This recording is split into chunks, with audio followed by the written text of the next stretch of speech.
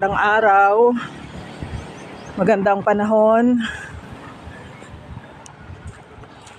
Every time na naglalakad ako, nagwo-walking ako dito sa area ng anak ko, curious ako sa mga nakikita ko. So yung napansin ko dito, ang daming abandoned houses.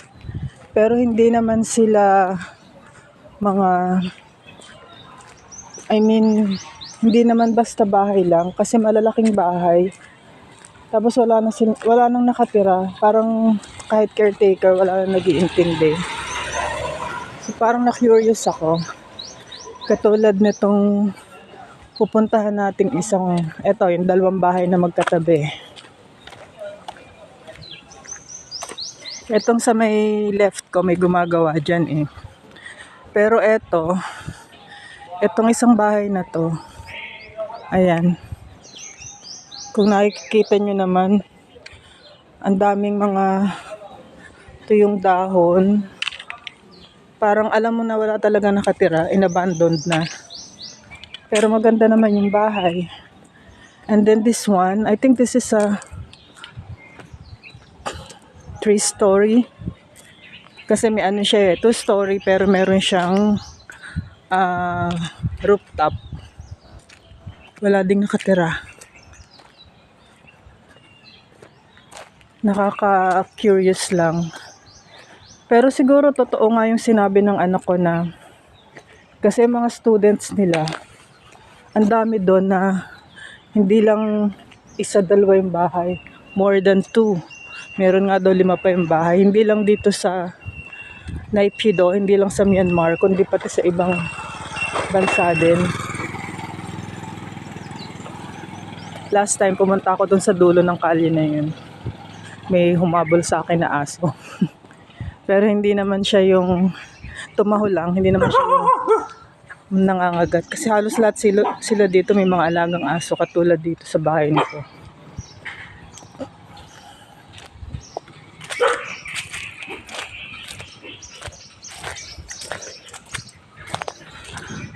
Pa second time ko sa kalye na to pero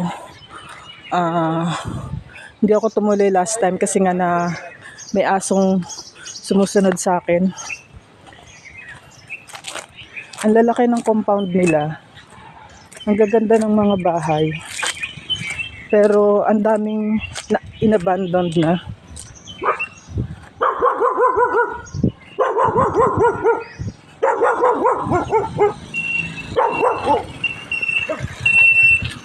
Tapos punta tayo dito sa may left ko. Ito pala yung name ng mga streets nila dito. Siyempre, hindi ko naman siya mababasa. Kasi Burmese. Ayan. Tapos ito yung sa kabila niya. It's all in Burmese. So yung nila, yung mga letters, parang katulad sa Thai alphabet. Ganun halos. Ito, isa pa din to. Itong bahay na to. Nakakahinayang lang. Kasi ang ganda. Ang ganda ng structure niya. Tapos wala namang tumitira.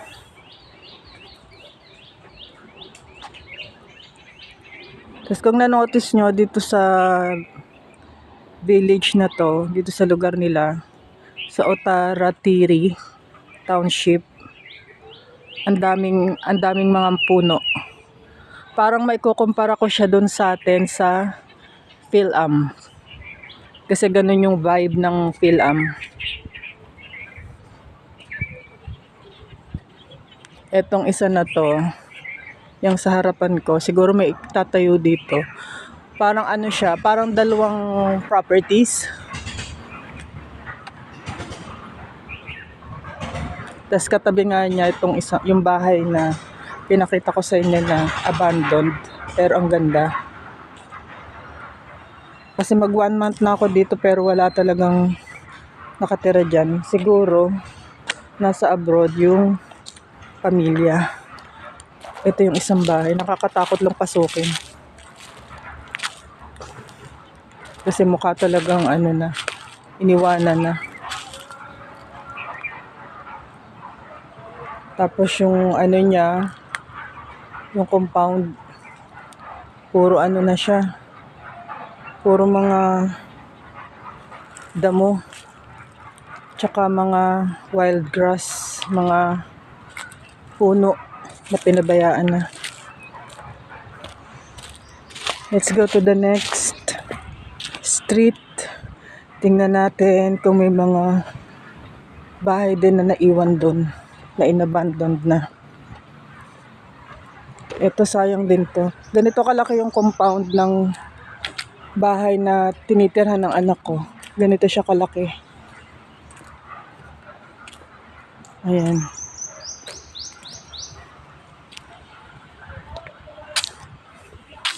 Pero sabi ng anak ko, ang maganda nga lang daw dito sa Myanmar, wala masyadong homeless na tao. Kasi kahit maliit na bahay, binibigyan ng government, nasusuportahan. Kaya pala nung pumunta ako ng Yangon, wala ako masyadong nakitang mga homeless na nagkalat sa kalye. Meron ding mga naghihingi ng limos, pero hindi kasing dami nung nakikita sa atin. Ito, malalaki yung bahay dito.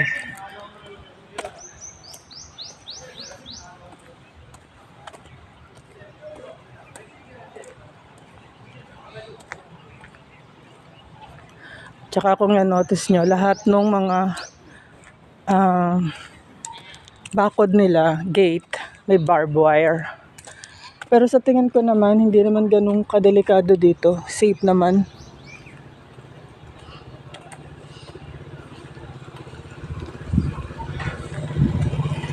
Ito nasa nasa right ko na bahay, maganda din siya. Ito, and then this one sa left ko. Sa area na to, magaganda yung bahay. Kasi nag-walking na nga ako dito one time.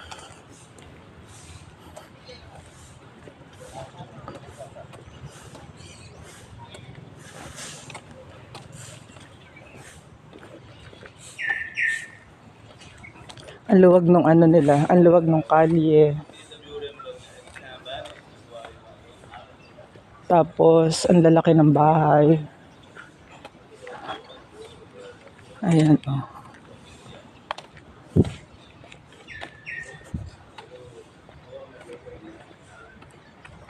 Tapos, ang lamig sa pakiramdam kasi nga yung mga puno, ang dami.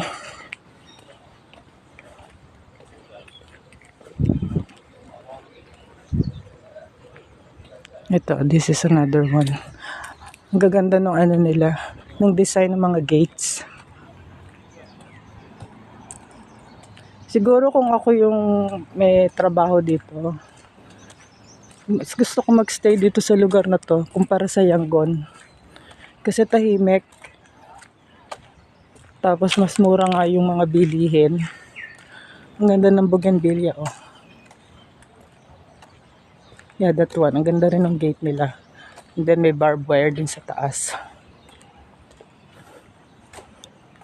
If I turn right dito sa kanto, meron ditong shop. Yung store na pinuntahan ko dati, na may mga tinda ring iba't iba. So pwede na siguro akong bumili doon ng kailangan ko. Kaya lang yung anak ko nga gusto niya strawberries. Na-addict sa strawberries. This one, ang laki ng bahay na to. Pati yung gate, ang ganda ng design. Siguro next time, yung area doon, yun naman yung pupuntahan kong yung pa-left na yan. Diyan ako mag-walking next time. Para may construction na ginagawa. Siguro may tinatayong bahay.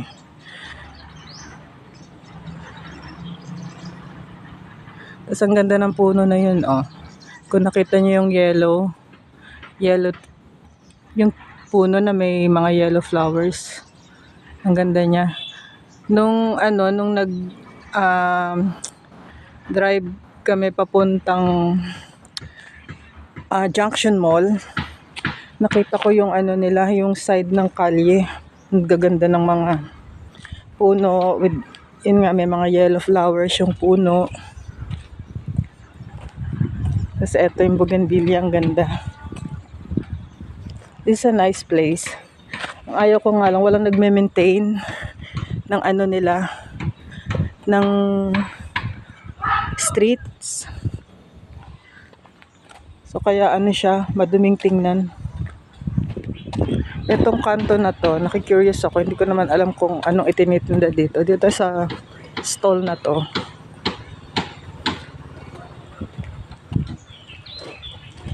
Siguro tea.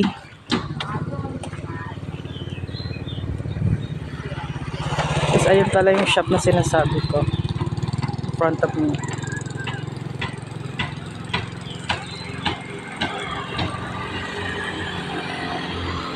Siguro pupunta na lang ako ng palengke. Magta-turn right na lang ako dito. Going to the market.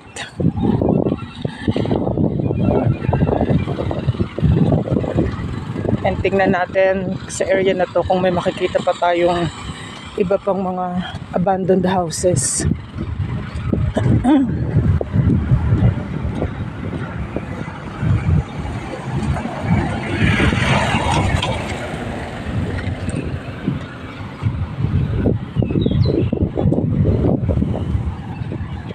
Ito, this house na kinoconstruct. Ang laki.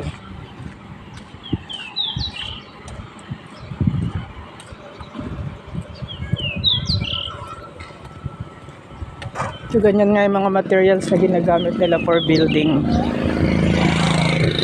Yung mga red bricks. Ito, malaki din.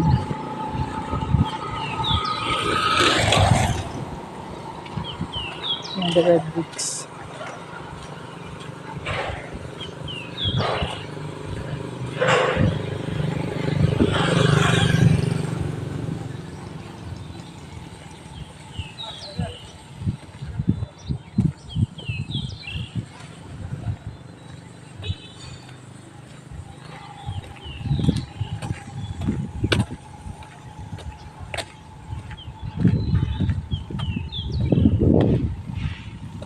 Ito, this one on my right. This one. Itong katabi niyang bahay, alam ko may nagko-construct nito last time. Tapos etong yung magkatabing bahay na yan, I don't know kung may nakatira na, pero may nagko-construct niyan last time. Pero before, nakita ko para siyang abandoned din. Probably may nakabili na. So kaya ano na sila, nag-start na ng construction dyan. Another big house on my left.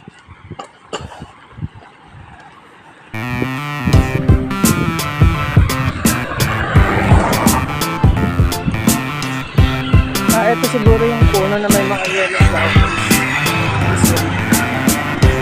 Pero may dahon pa siya. Mas maganda siyang tingnan kung wala na yung mga ano niya, yung mga dahon, tapos full of yellow flowers pa lang yung mga branches niya.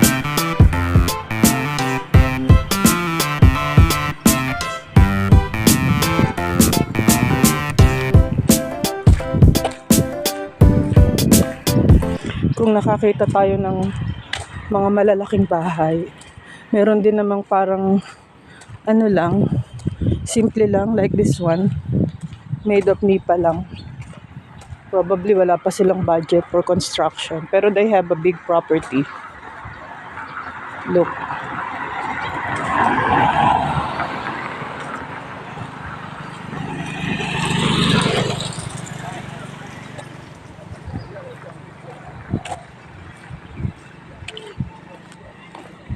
Ito na, malapit na tayo dun sa shop na nasa kanto ng bahay ng anak ko.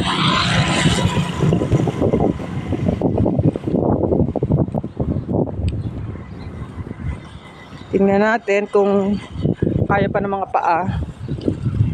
We will walk to the market. So I'm going to end my vlog here. See you again next time. Bye for now.